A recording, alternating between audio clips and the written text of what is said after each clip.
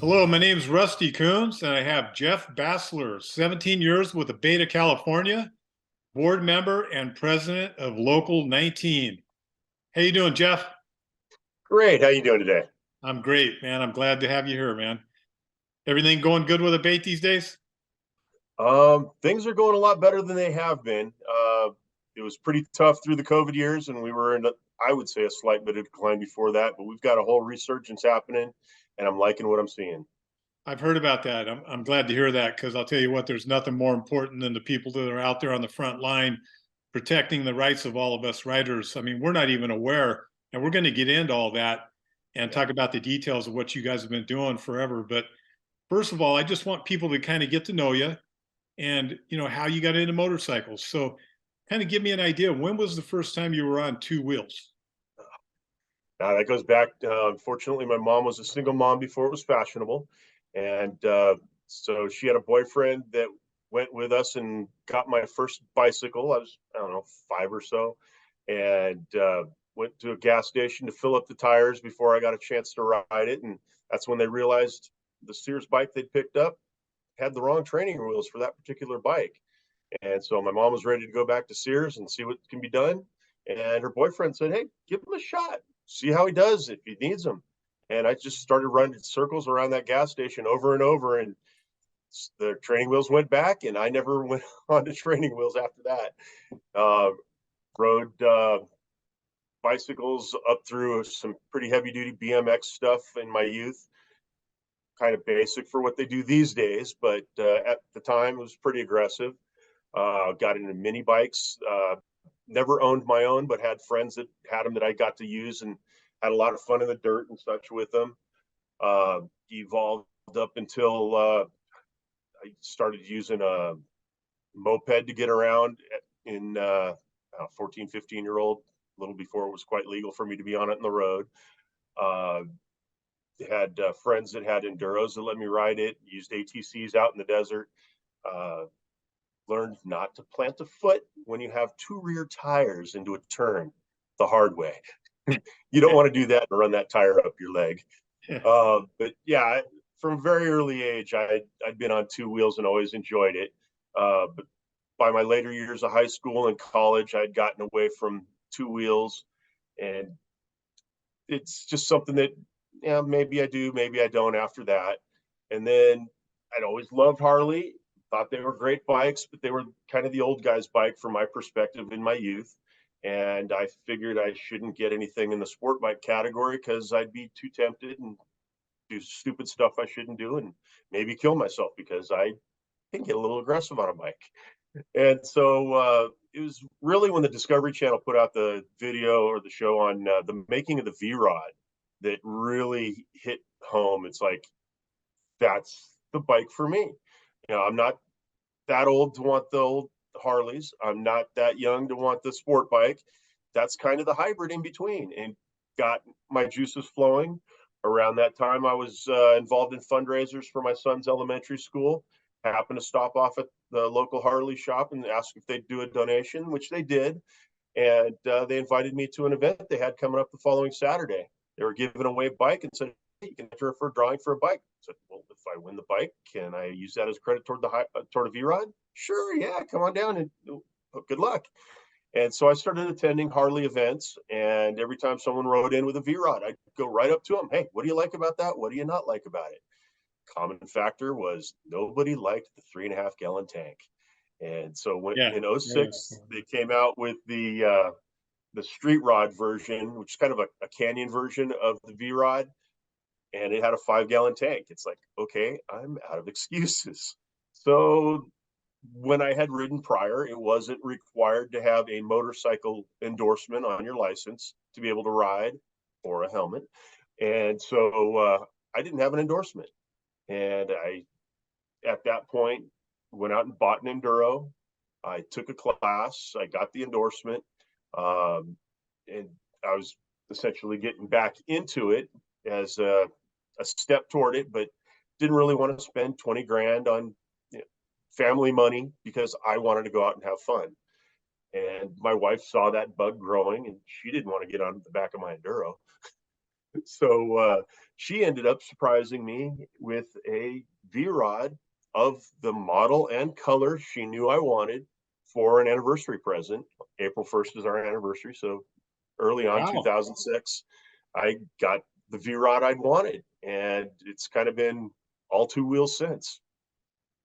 You want to keep her. Oh yeah, she's had many wedding proposals since then. She Yeah, tends to buy right. all my Harleys for that matter. I've got 4 Harleys now, and she's been the instigator on all 4 of them. Oh man, that's a keeper. All Oh right, yeah, so let's get into your history with. So you got your first Harley around 2006, right? The V-Rod, yes, and then later in 2006, you joined ABATE number 5. Is that yeah. right? That was an evolution. You get the bike, you get a free Yeah. year of hog, and the Laidlaw's dealership had San Gabriel Valley hogs, so I got a membership into San Gabriel Valley as well. So I Mhm. figured, well, go check out this group, see what it's about, and if nothing else, then it's an excuse to ride, meet some people. And some of the people I met were heavily involved in ABATE Local 5 and kind of recruited me into it. So that's how I got from getting a bike to getting into ABATE. Right on. Okay, then, and you've been in ABATE 17 years now, I think. Yes. Wow, that's a long time. So around 2014, when you were in a different chapter, number 19, you became the president, correct? Yes. And you've been president since? Pretty much. Yeah. Yeah. Very good. So you've been involved firsthand on a lot of the stuff that ABATE's been working on. That's great. Tell us a little bit about when you guys do a response to for the calls to action. A lot of times the channel that comes down is from the state to the local presidents to get out to the individual memberships. And other times we do broadcast email blasts direct to all the members to try to get Mhm. the word out. Usually, what's going on when we have that sort of thing is we're either trying to get an author for a bill, or we're trying to get support for a bill or opposition to a bill. And when we get involved, usually it's very important for all riders to maintain some sort of freedom and safety on the road. And that's what it's all about. If we want to get out there and ride, we need to make sure that we know we have the legislators knowing that it matters to people. Otherwise, they'll just steamroll us. So let me kind of break it down. So when you guys see a problem out there with the legislative stuff coming down the pike, you have lobbyists that are actually in Sacramento that are over there working with the legislators and trying to basically, get things hammered out, correct? Correct. ABATE California is the only organization with a full-time lobbyist representing motorcycle rider rights. We have the Lombardo Group. Tip of the spear there is Jim and James Lombardo, Yeah. uh, father and son. And Jim has been involved with motorcycle rights in Sacramento for, I believe, at least 30 years. So he deals with bicycle and motorcycle rights. So if Yeah. it's two wheels, it's important to them. And so they come through every piece of legislation proposed in Sacramento to see if there is a tangent that can be related to our freedoms, our safety, and if there's something that we should know about, we get the red flag from him at the state board level to be able to give direction or see what we want to do about it. Right on. Yeah. James talked to me a little bit, and he's very interesting. He's got some good stories. Yes, he Anyhow, has. so what about if you were to put it into one paragraph or one sentence, what's the most important objective of a bait? Um, I'll break it into two prongs. One is the face of what we present to the legislators. What is most important to most of them is safety. And that is a large function of what ABATE is about. A lot of the training school stuff has come at the encouragement of ABATE. Uh, but when we have something in Sacramento that is of issue, say for instance, autonomous vehicles, uh, we present that with the legislators from a safety perspective. We need to make sure that we as riders are recognized on the road by cars that are driving that don't have traditional eyes looking out for us. We don't want to be riding past autonomous vehicle, or worse, have one riding past us that we didn't see and have it just slam into us because it didn't recognize us. Yeah. But the other side of things has to do with what's important to riders more than safety. Obviously, we're not in a cage on the road. We're exposing ourselves to the road, and that is our freedom. And one of the solutions to that autonomous vehicle problem, from some people's perspective that don't care about riders, is to just take the bikes off the road. No bikes, no problem. It's safe. That's not the most desirable solution. So we are looking at both safety and our freedoms, our rights as riders on the road. Right on. All right. So you have people right now here that are watching this video that aren't really aware of a lot of the things we're talking about, and you're illuminating them and what you guys are doing and the importance of it. Because I'll tell you, most riders don't have any idea what's going on behind the scenes. And without you guys protecting their rights, there's nobody else doing it. I mean, there's a few, but very few MROs that are involved in this process. That one of our biggest hurdles as an organization is that riders tend to come by ABATE by affiliation to something else. Like I mentioned, because of my involvement with HOG, I was introduced to ABATE. Yeah. If you are just somebody who gets on a bike and rides to work and home every day, and that's what you do, then you're not going to run across anything that's going to expose you to ABATE per se, unless you get in an accident and somebody like Russ Brown introduces you to ABATE. If you are just somebody who goes bar hopping, we're not hanging out at bars advertising ABATE typically. There are some times where something like a Cook's Corner will have an event and a booth will be there to make riders that happen to come in aware of. But if you don't happen to make that stop and you just keep on riding, you're not going to learn about ABATE. It's usually by association with something else that you come by familiarity with ABATE. Yeah. And unfortunately, if you don't, you may not be able to ride in the future. Numbers mean a lot to legislators when they are making legislation that favors us or opposes us. So you guys have been really right on the front line with the lane splitting law, with ride sharing carpool lanes, toll road usage without a charge, and you stopped, bills that I mean, before they even made it in a lot of cases that people just aren't aware of. Can you give us a little rundown on some of those bills? Yeah, like the CIA, when they stop a terrorist attack, you don't learn about it. When they're coming after our rights and we happen to kneecap it or stop it, you don't hear that you almost lost a right. Yeah. We were historically able to do pretty much anything safe on the road as a bike, and then they wanted to come after us for noise and pollution and all sorts of stuff like that. They wanted to instigate smog check on bikes. We stopped that altogether. We have tempered a lot of legislation that has to do with the sound. Unfortunately, some just squeaked through. We didn't get enough teamwork to really completely stop them, but we have tempered both of those bills that just got through in the last year. Used to be able to ride with ape hangers, and then people decided that it wasn't safe, so then they made a law that you had to have them down here. Well, we got them back so you can have this high ape hangers if that's what you choose to do. That's a freedom issue. Mentioned the carpool lanes. When they instituted carpool lanes, the justification for those was that it was reducing emissions. You can have a bike or a car in a carpool lane if you have two or more people. That is two tires, one person, two tires, one person on the other side. Well, that's what a bike is. It's two tires, one person. So that's also saving fuel, and that should be allowed in there. We were able to get that in there for both the standpoint of it's more efficient to ride the bike than choose to drive the car, and also from the perspective of getting some of the bikes out from the masses on the road and into the carpool lane makes it safer for them because there are fewer potential obstacles that can collide with the motorcycle in the carpool lane.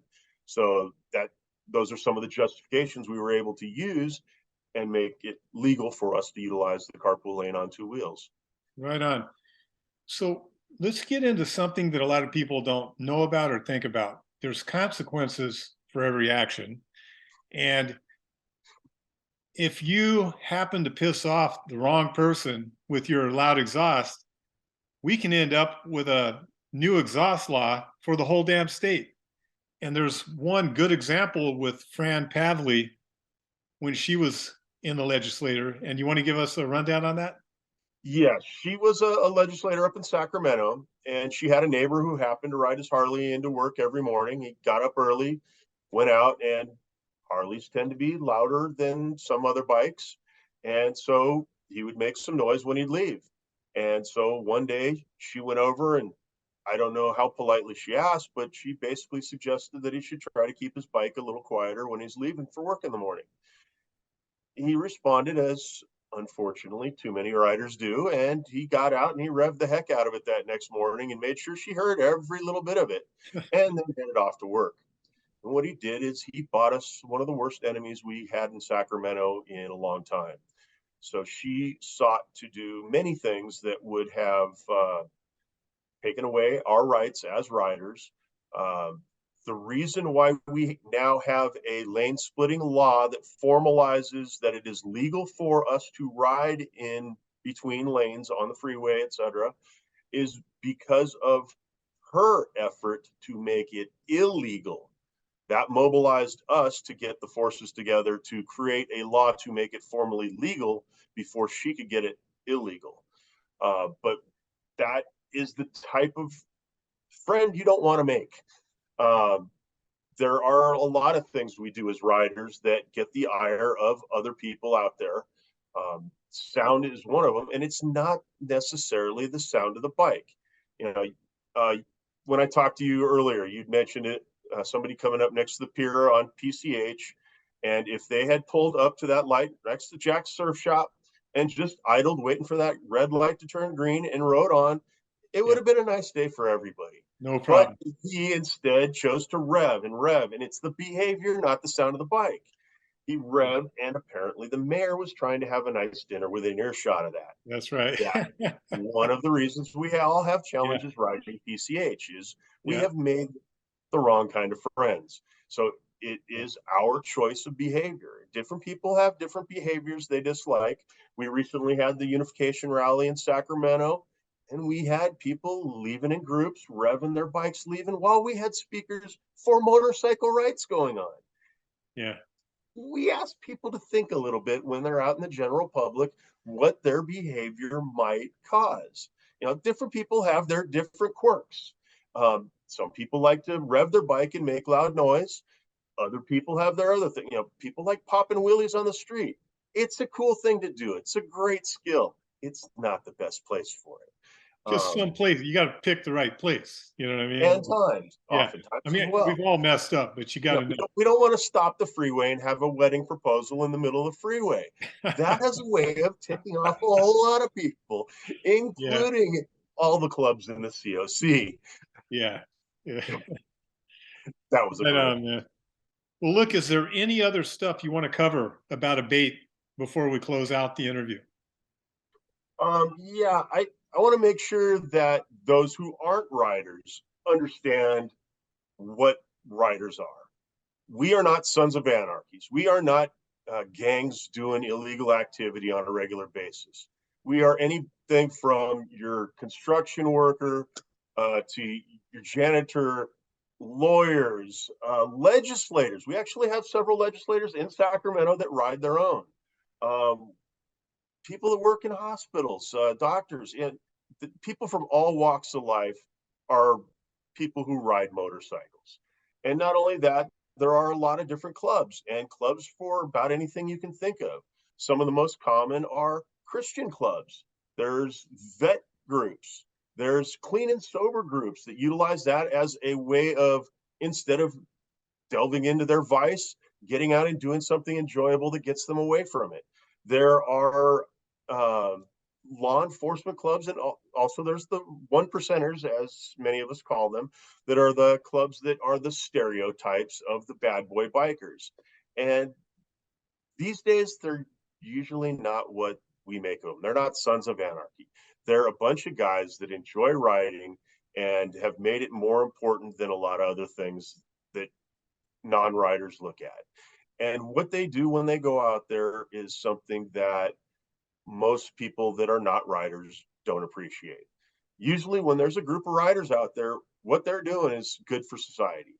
They're out there raising money for a sick kid, for um, for kids to get Christmas presents. They're out there for a breast cancer cause. They're out there because a vet group needs some help or an individual vet needs help. There's a lot of things that riders do that bring a lot of money and a lot of help to individuals. Absolutely. One of the things that I do, a friend of mine and I put on a motorcycle parade, a 4th of July motorcycle parade. And shortly after we started doing that, we learned the next city over had a World War II Vietnam vet that had just had his flag stolen from the front of his house the second time. And he had one of those sticks that mounts to the front of the house, and that's what they had taken. A group of us that are involved with putting on that 4th of July motorcycle parade got together, rode over there one day, and installed a formal flagpole in his front yard. And one of the guys that was an electrician came back a few days later and put lights on that. And that hit the papers. And the kids that were stealing the flag knew there's a bunch of bikers out there that are in support of this guy. We probably don't want to piss him off, which also reminds me of another great group of riders out there. They're known as BACA, Bikers Against Child Abuse. Yeah. When there's a kid that is getting abused in school and nothing seems to stop it, and riders find out, it gets to BACA. And BACA will show up 100-200 bikes strong with this child and make sure the rest of the school is aware that if anything happens to this kid, you might want to not have that happen. And more often than not, the association with the bikers leads to more peace in that child's life. It's amazing what a lot of bikers do. It's just not realized. Yeah, I imagine that anybody that was bullying would not want to be perceived as a bully after seeing the support for the kid. It would be an embarrassment to be a bully. Yeah. And just that alone, it just kind of puts a perspective on it where even the bully feels like a fool, That's usually what it comes down to. Make them think twice. And it's not that it's a direct threat to them. It's maybe there's more to this kid than I was thinking, and I shouldn't be doing this type of thing. And hopefully it stops them from doing the same thing with others. Yeah. Right on, man. Well, I think you've got a lot across to people that didn't know. What's the best way to contact ABATE? The quickest way is abate.org, abate.org, our website, and that will give you opportunities to contact us directly, even if we're not at an event you go to. Great. And remember, for writers that aren't interested in actually becoming a member, just supporting ABATE, becoming, sending money, you'll get the Bailing Wire report every month. Is that what it is? Yeah, the Bailing Wire is our monthly newsletter. It's a 32-page magazine. Talks about what's going on in Sacramento and also some rides, some organizations that support riders, that sort of thing. So it's just a good read. Yeah, and I really appreciate everything you're doing working with the other MROs. Instead of working individually, you guys all get together. You're much more stronger. You have a louder voice, and the constituency comes bigger. Numbers are everything, and we're trying to get a lot of other, not just riders, but other motor vehicles that have common interests. We're actually working on trying to make ties with SEMA because what is important to us is often important to them. Absolutely, and there's much more people with four wheels than two, and if you can get them together with you, it's a big help. All right, numbers are everything in Sacramento. Yeah. Well, look, Jeff, thank you very much, man. I really appreciate you being here. My hat's off to you. Keep doing what you're doing. I know you've been doing it 17 years. It's invaluable. Thank you. All right, thank you. Thank you for this interview. And I'd like to also thank Russ Brown for making sure it gets out there so a lot of people can see it. Absolutely. Russ Brown's been behind everything for a long time. They're always there to support. Yeah, longtime members of ABATE and critical support to us. That's right. All right. We'll talk to you later.